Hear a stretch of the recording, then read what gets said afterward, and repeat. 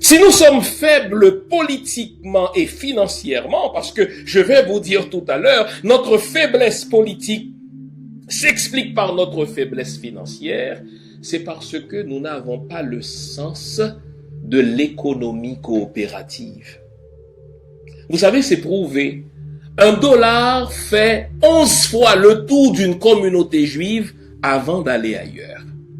Le juif va acheter son pain chez un juif.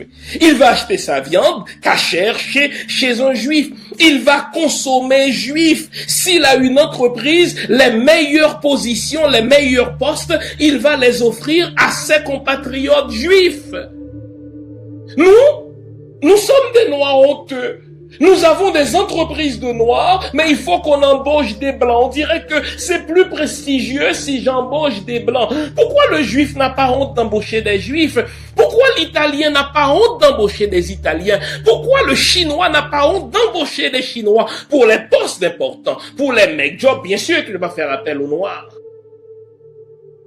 Mais nous, les noirs, nous avons une entreprise, nous préférons engager les autres. Ou alors nous, les Noirs, comme consommateurs, nous préférons consommer chez les autres plutôt que de consommer chez les nôtres, en sorte que notre dollar reste seulement 3 heures, statistiquement parlant, dans nos communautés noires. Il fuit ailleurs. Donc, puisque nous n'avons pas d'argent, personne ne nous prend au sérieux politiquement.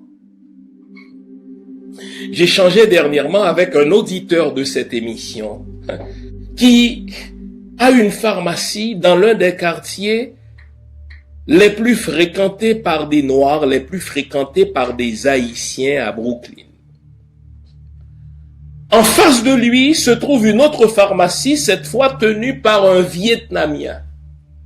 Et mon ami me dit avec tristesse comment il constate que jamais un Vietnamien ne va-t-il acheter ne serait-ce qu'un Tylenol dans sa pharmacie à lui. Pourquoi? Parce que le Vietnamien, il sait qu'il doit consommer chez un compatriote, ne serait-ce que pour le rapprochement culturel, ne serait-ce que pour l'aisance langagière, il va acheter son Tylenol chez le pharmacien vietnamien.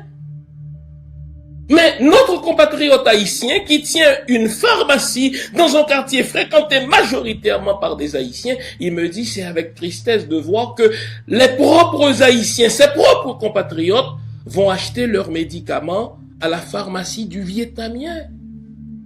Généralement, quand on fait ça, soit c'est par inconscience identitaire, nous ne comprenons pas ce qu'on appelle l'économie coopérative. Nous devons faire en sorte que notre argent reste dans notre communauté. Ou alors, je vais vous regarder droit dans les yeux pour vous le dire. Je demande à Winnie de me faire un gros plan.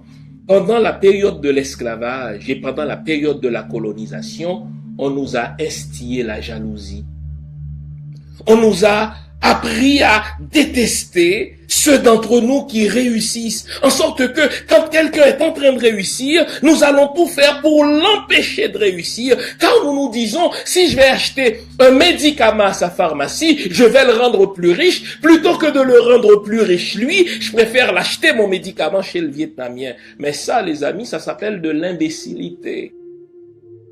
Ne soyons pas étonnés que lorsque les politiciens vont considérer les enjeux communautaires, ils vont considérer les intérêts des Juifs, ils vont considérer les intérêts des Chinois qui sont arrivés longtemps après nous dans nos pays d'accueil, mais quant aux Noirs, ils disent, écoutez, ceux-là, ils n'ont pas de conscience identitaire, ils ne comprennent pas le principe de l'économie coopérative, on s'en fout. Nous avons notre responsabilité là-dedans. 2 responsabilités. La première responsabilité, c'est de nous renforcer en tant que consommateurs financièrement. Quand vous allez consommer, quand vous allez donner un ouvrage pour des travaux de rénovation chez vous, je prends cet exemple-là, quand vous allez faire réparer votre voiture, la première question que vous devez vous poser, est-ce que ce commerce-là est détenu par l'un des miens? Aussi longtemps que nous serons faibles financièrement, nous serons faibles politiquement. Ce sont 2 vases communicants.